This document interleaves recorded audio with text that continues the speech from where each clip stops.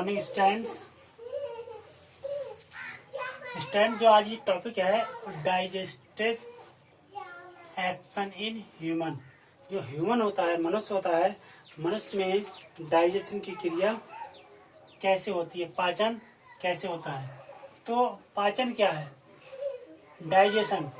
जो डाइजेशन होता है, ध्यान रखना, मैं इसकी डेफिनेशन आपको बता दूं। डाइजेशन एक फिजियोकेमिकल रिएक्शन होती है, यानी कि भौतिक और रासायनिक क्रिया, भौतिक एवं रासायनिक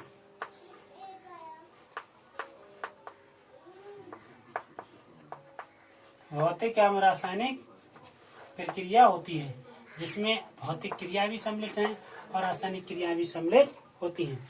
ये दोनों क्रिया ही डाइजेशन में कार्य करती हैं। ठीक है। अब डाइजेशन आपने पढ़ा होगा। जो डाइजेशन होता है उसकी परिभाषा को आप कैसे डिफाइन करोगे? तो डाइजेशन जो होता है, जिस भोजन को हम लोग लेते हैं, फूड के रूप में लेते हैं, उसमें क्या होता है, जटिल कार्बनिक इकाइयां जो आंवले होती हैं, उन्हीं आंवले जटिल इकाइयों को भौतिक एवं रासायनिक क्रियाओं के द्वारा सरल एवं घुलनशील इकाइयों में परिवर्तन करने की क्रिया ही डाइजेशन या पाचन कहलाता है। अब जो पाचन की क्रिया होती है वो एलिमेंट्री कैनाल में होती है, जिसको आहार नाल या एलिमेंट्री कैनाल कहते हैं। ये एलिमेंट्री कैनाल ह्यूमन में धरना 8 से 10 मीटर, 8 से 10 मीटर लंबी होती है। ठीक है। ये लंबाई ह्यूमन की सामान्यतः लंबाई से अधिक होती है। अब एलिमेंट्री कैनाल में आपको पिछले बताया गया है, कई बार बताया हुआ, जो एलिमेंट्री कैनाल्स होती है वो कई भागों में डिवाइड होती है। ठीक है। जैसे आपने पढ़ा हुआ माउथ कैविटी, ओसोफेगस, ठीक है, ग्रासनल इसको बोलते हैं, फेरिक्स, और small intestine, large intestine, stomach, ये कई सारे पोर्शन होते हैं, और जिसमें भोजन नीचे की ओर खिसकता रहता है और डाइजेशन होता रहता है। तो मैं आपको 1 बाय 1 करके बता दे रहा हूँ, यानी कि डाइजेशन कहाँ कहाँ होता है। तो जैसे हम भोजन को लेते हैं तो वहाँ पर जो माउथ कैविटी होती है उसमें पाचन की क्रिया होती है, यानी कि मुख गुहा में पाचन, मुख गुहा में पाचन। मुख गुहा में पाचन कैसा होता है, यानी कि डाइजेशन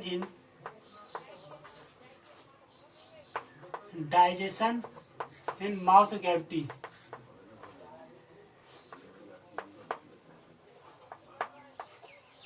माउथ कैविटी में डाइजेशन कैसे होता है? देखो, माउथ कैविटी जो होती है उसमें मैंने आपको बताया था, उसमें दांत होते हैं। जो पिछले वीडियो आपने अगर टीथ वाला वीडियो देखा, उसमें देखा ह्यूमन में टीथ 4 प्रकार के होते हैं, 4 टाइप्स के होते हैं, जिनको इंसीजर, कैनाइन, प्रीमोलर और मोलर बताया था। इनके अलग अलग कार्य होते हैं। मुखगुहा में स्टैंड 3 ग्लैंड्स होती हैं, जिनको सैलिवरी ग्लैंड्स या लार ग्रंथियां कहते हैं। इनको ध्यान रखना। 3 ग्रंथियां देखो कहाँ कहाँ होती हैं, आसानी से आप समझ सकते हो। जो कर्ण होते हैं दोनों तरफ, जो कर्ण पिना होती है, उसके नीचे अंदर की ओर ग्लैंड्स होती है, जिसको बोलते हैं पैरोटिड ग्लैंड्स। पैरोटिड ग्लैंड्स, ये ग्लैंड्स होती है। ठीक है फ्रेंड, ये ग्लैंड्स आपने देखी होगी, जनरली आपने देखा होगा कुछ लोगों के दोनों साइड से गलचुआ जिसको बोलते हैं, ये हो जाते हैं, और ये दोनों साइड से फूल जाती है, सूजन आ जाती है, जो क्या करते हैं, दर्द करते हैं, जिससे भोजन निगलने में, बोलने में कई सारी दिक्कतें उत्पन्न हो जाती हैं। ठीक है, गला सूख जाता है, तो वो पैरोटिड ग्लैंड्स के इन्फेक्शन से ही होता है। ठीक है। दूसरी जो ग्लैंड्स होती है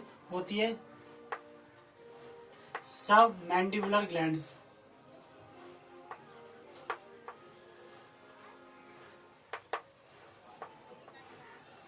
सब मैंडिबुलर ग्लैंड्स, ये जो ग्लैंड्स होती है, जो निचले वाले जबड़े होते हैं, दोनों जबड़ों के अंदर की ओर एक एक ये फेड होती है, इसको बोलते हैं अधोहनु ग्रंथि। ये होती है कर्णमूल ग्रंथियां। देखो हिंदी से भी नाम आया है समझे, कर्णमूल ग्रंथियां। कर्णमूल ग्रंथियां मतलब कर्ण मीन्स कान, मूल मीन्स आधार की ओर और ग्रंथि मीन्स ग्रंथि। ये होती हैं अधोहनु ग्रंथियां। अधोहनु मीन्स होता है जबड़े, जो निचले जबड़े होते हैं जबड़े के अंदर की ओर। और तीसरी जो ग्लैंड्स होती है वो होती है सबलिंगुअल ग्लैंड्स। सबलिंगुअल ग्लैंड्स, ये जो ग्लैंड्स होती है सबलिंगुअल ग्लैंड्स, जो जीभ का अग्रभाग होता है, जो दांत होते हैं इंसियर दांत के ठीक नीचे की ओर आगे ग्लैंड्स होती हैं, इनको होते हैं सबलिंगुअल ग्लैंड्स। ये तीनों ग्लैंड्स मिलकर जिस म्यूकस को निकालती हैं उसको बोलते हैं लार। ठीक है, जिसको सैलाइवा या लार कहते हैं। ये लार क्या करती है, भोजन को चबाने में हेल्प करती है, भोजन को डाइजेशन में हेल्प करती है। ठीक है, मुंह को गीला रखती है, यानी कि जीभ को लसलसा बनाए रखती है, जिससे बोलने में हेल्प मिलती है। ठीक है, तो अब इस जो मुग्गा होती है, लार होती है, लार में पाचन होता है और ये लार किस तरीके से पचाती है। तो एक स्टूडेंट मैं आपको बता दूं, जो लार होती है, लार में एक एंजाइम्स होता है, इसको बोलते हैं टाइलिन। कौन सा एंजाइम्स होता है? टाइलिन। एक टाइलिन एंजाइम्स होता है, ये पी से लिखा जाता है, ये भी आप ध्यान रखना।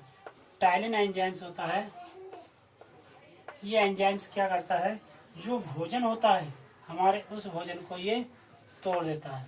कौन सा भोजन होता है? स्टार्च। ध्यान रखना, कौन सा भोजन? स्टार्च भोजन होता है, इसको ये पचाता है। ठीक है, और जो स्टार्च होता है उस स्टार्च को पचाएगा, और किसमें पचाता है ध्यान रखना, ये पचाता है माल्टोज में।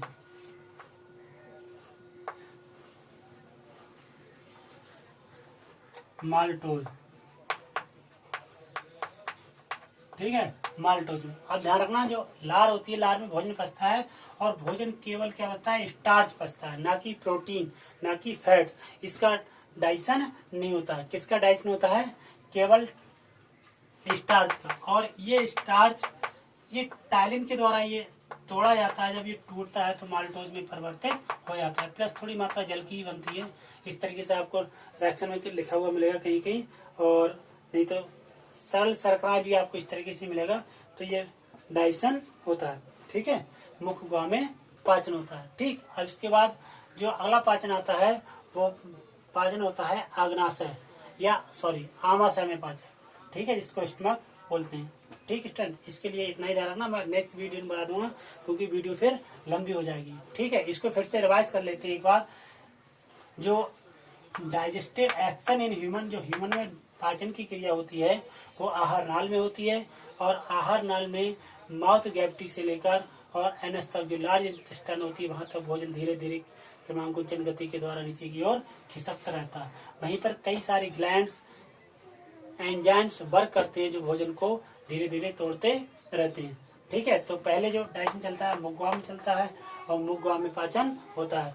मुख गुहा में जो डाइजेशन होता है वो फिजियोकेमिकल रिएक्शन, यानी कि भौतिक क्रिया और रासायनिक क्रिया, दोनों क्रिया। भौतिक क्रिया जो टीथ होते हैं ना, दांत, वो भोजन को क्या करती है? पीसने में काम करते हैं। जो फिजिकल प्रोसेस होती है, फिजिकल रिएक्शन होगी। और इसके बाद उसमें पाई जाती है लार। लार में जो टाइलिन एंजाइम्स होता है, ये क्या करता है? भोजन को पचाता है। ये रासायनिक क्रिया होगी, केमिकल रिएक्शन होगी।